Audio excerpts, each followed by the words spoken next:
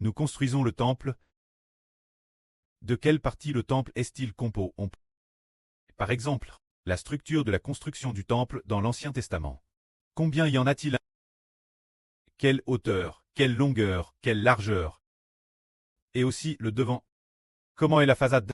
Les directions est ouest, sud, nord. Comment sont-elles? Tout a une TRS bonne structure, une TRS bonne planification et un bon projet. Et de plus, quelles pierres précieuses utilisées pour les fondations? Et puis, une fois la construction terminée, recouvrir d'or. Quels endroits? Et madame, l'intérieur du lieu très saint. Reconstruire nouveau. 2 TRS grand. Rubens. Ces 2 crubins déployaient leurs ailes pour couvrir tout le lieu très saint. Auparavant, dans l'Ancien Testament, seulement au-dessus de l'arche de l'Alliance, il y avait 2 crubins, fait TRS petits. Quel point petit? Ah, peut-être que les crubins, l'époque de Mose. Peut-être qu'il n'y avait qu'un seul crubin, mesurant peut-être environ 50 cm. Seulement de cette longueur peu près, mais quand on est Harry Salomon, lors de la construction, en plus de ce que Mose avait construit. En dehors de cela, en plus de ce que l'ancien Mose avait construit, il a construit des crubins qui traversaient tout le lieu très saint. Cette envergure devrait probablement faire une distance de plus de 10 mètres. Juste les 2 crubins, déployant leurs ailes, pouvaient atteindre une longueur de plus de 10 mètres. Le frère Ashbert a un peu oublié les détails. Alors regardons, puisqu'il en est ainsi. La construction du temple a des règles fixes. Combien il faut construire? Combien construire pour quels aspects? Tout a des normes fixes. Alors, nous construisons ceci. Jova notre précleste. Avec le cantique de Mose et le cantique de l'agneau, comme louange du temple. Se dire que le temple est constitué de chants de louange Dieu. Comment devrions-nous le construire? Tout d'abord, le nombre total de chants, il y a 288 chants. Construits sur un total de 9 mélodies. Alors, chaque section, comment est-elle construite? L'intérieur, bien que dans chaque section, ce soit différent. Cependant, sa structure globale est la même. Mais, les paroles et les mélodies sont différentes. Par exemple, au total pour nous, dans chaque section de louange, il doit y avoir 100 chants. Se dire que lorsque nous adorerons Dieu l'avenir, chaque service doit comporter 100 chants. Actuellement, un service dure 1 heure. Et pendant cette heure, il faut chanter 100 chants. On voit donc qu'un chant doit être terminé en moins d'1 minute. Bien et certes, pour nous, spirituellement, les chants des enfants du royaume d'Israël sont aussi très courts. Par exemple, l'avenir. Par exemple, notre mélodie principale est TRS courte, en moins d'une demi-minute. On peut finir d'un chanter une, et en plus, elle est facile à retenir, et puis, elle est aussi TRS belle. Il en va de madame pour les autres mélodies. Par conséquent, bien qu'en 1 heure, chanter 100 chansons devrait être faisable. Alors, parmi ces 100 chansons, elles sont divisées en 6 trompettes. 6 trompettes. Alors, la première trompette. Le frère Eshbert la nomme la première trompette. La nomme les 7 cornes. Les 7 cornes, c'est comme dans l'Ancien. Ce qui est dit dans l'Apocalypse. Les 7 cornes et les 7 yeux. Que signifient les 7 cornes? Les cornes, c'est que sur la tête de l'agneau il y a 7 cornes et 7 yeux. Les 7 cornes vont combattre l'ennemi. Les appeler 7 cornes, c'est bien les 7 cornes. C'est pour combattre l'ennemi. Se dire que notre frère Ashbert a aussi vu le pré, faire voir au frère Ber, un livre ouvert dans le ciel. Ce livre est rempli de noms de personnes. La première page, le premier nom est Wusheng. Wusheng, c'est celui des 7 cornes, ce qui signifie le Seigneur Jésus. Les 7 cornes préfigurent ce qui signifie le Seigneur Jésus. Se dire l'autorité du Seigneur Jésus-Christ. Ces 7 cornes, les chansons qu'elles dirigent, sont au nom de 10. Se dire de la première, la dixième, le contenu de ces 10 chansons sont toutes des mélodies de louange. Et dans ces mélodies de louange, ce ne sont que des proclamations. Ces chansons des 7 cornes sont toutes, au nom de Jésus-Christ, nous proclamons, chante de cette manière. Parce que les 7 cornes sont pour combattre l'ennemi. Nous, déesse que nous chantons, déesse que retentit la première trompette. Après savoir chanté la trompette des 7 cornes. Généralement, la victoire est acquise. Généralement, pour chacun de nos groupes, la première trompette est celle des 7 cornes. Les 7 cornes, si ce n'est pas SR, si possible, il se peut que ce soit les frères et sœurs qui dirigeront chaque groupe l'avenir. les frères et sœurs, qui chanteront la première trompette. Appelle les 7 cornes. Le contenu principal, chant par les 7 cornes, comprend la proclamation du salut de la croix, et aussi concernant les mélodies de louange dans la plus belle promesse, ainsi que ce que Dieu a promis dans l'Ancien Testament aux frères Ashbert. Et le contenu de louange Dieu a seront chants avec les 7 cornes. Avec les 7 cornes, et de plus, ces chansons des 7 cornes, se dire la première trompette. Appelle les chansons des 7 cornes. On peut dire que c'est un combat. Par exemple, frères et sœurs, avez-vous DJ vu des combats de taureaux la campagne? Il utilise des cornes pour attaquer l'ennemi. Donc, les 7 cornes servent à attaquer toutes les nations. Ce traîne de Satan. Donc, la première trompette s'appelle les 7 cornes.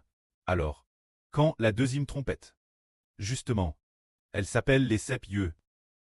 Que signifient les 7 yeux? Les 7 yeux signifient les 7 esprits. Dans l'Apocalypse, sur la tête de l'agneau, il y a 7 cornes et 7 yeux.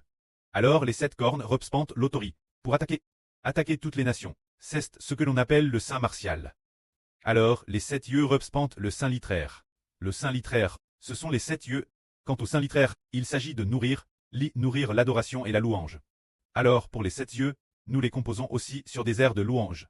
Le début est toujours le Madame appel, nous déclarons au nom de Jésus-Christ. Chant sur une telle mélodie. Quand ce qui doit être chant, pour la partie des 7 yeux, d'abord, parmi ceux-là, une partie concerne la croix. La deuxième partie concerne le contenu de l'Apocalypse. La troisième partie concerne le Nouveau Testament.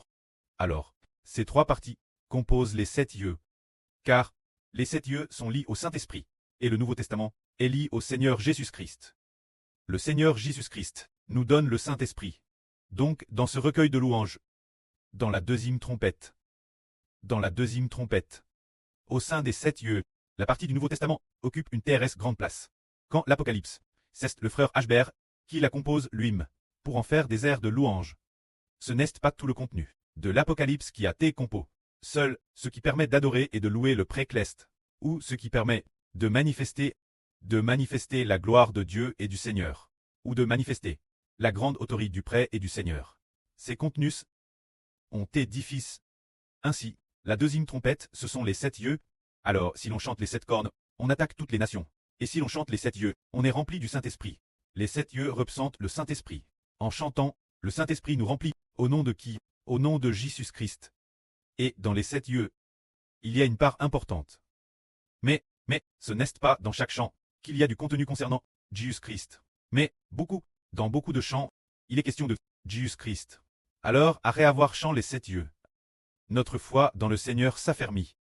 Une fois la foi affermie, le Saint-Esprit nous remplit.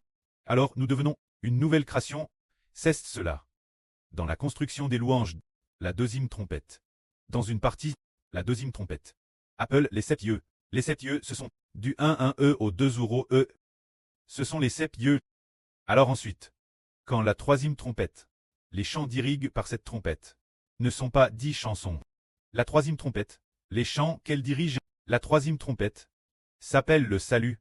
Les chants régissent par ce salut. Il y en a 30. Ces 30 chants sont DJ construits.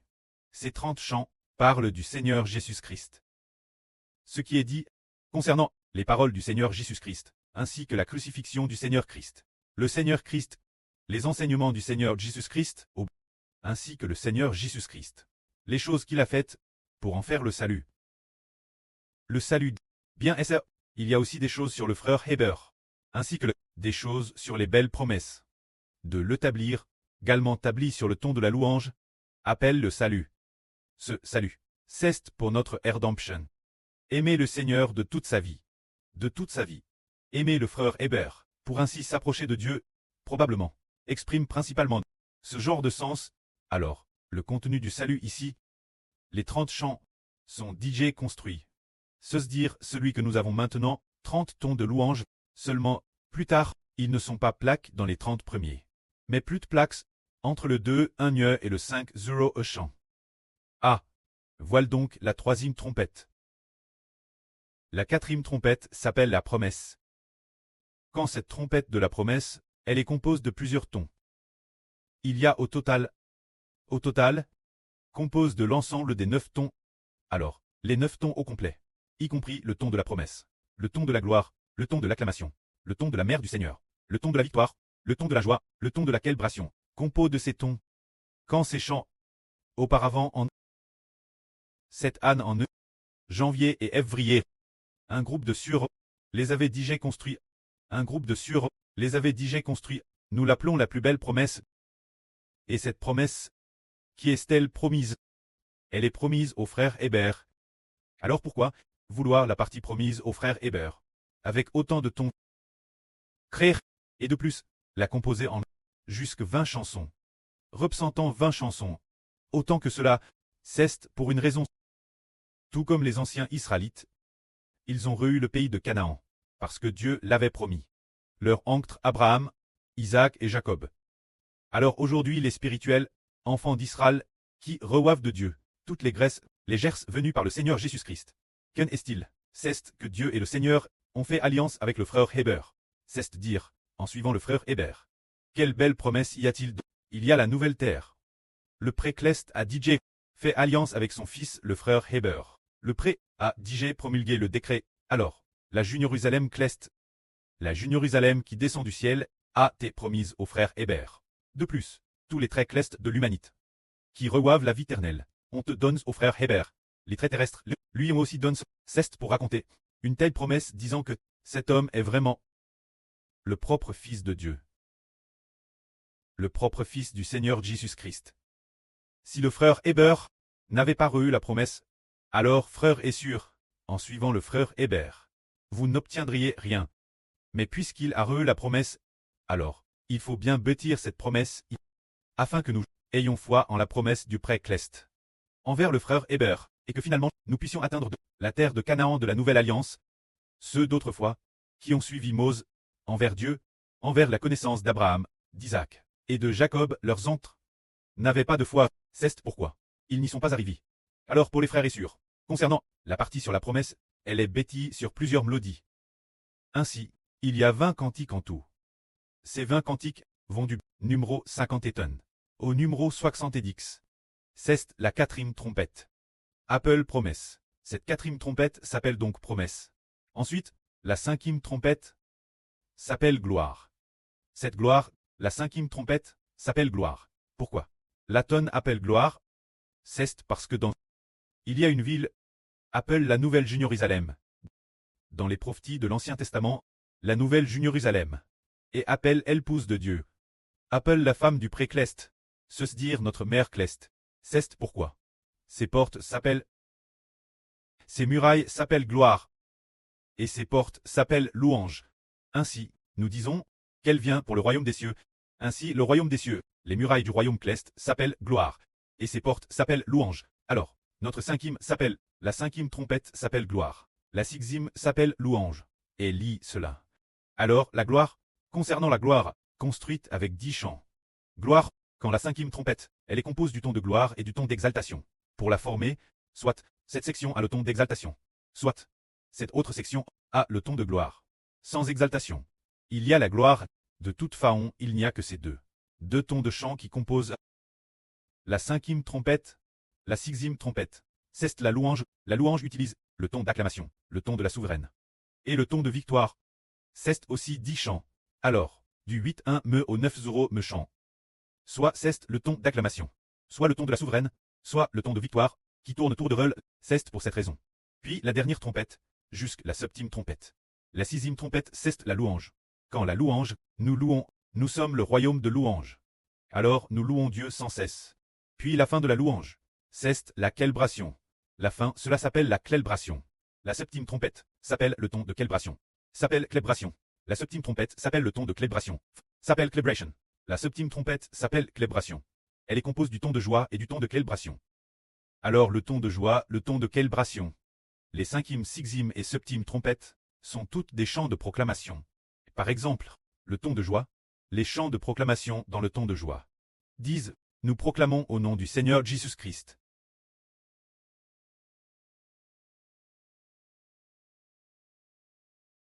Chant travers cette mélodie. Auparavant, les cinquième, sixième, septième, ces 3 trompettes sont toutes chantent sur le ton de proclamation. Puis la première aux 7 cornes La deuxième trompette aux 7 yeux utilise aussi cette mélodie de proclamation pour louer, glorifiant le Précleste et le Seigneur. Que la gloire soit rendue au Prêtre et au Seigneur. Amen.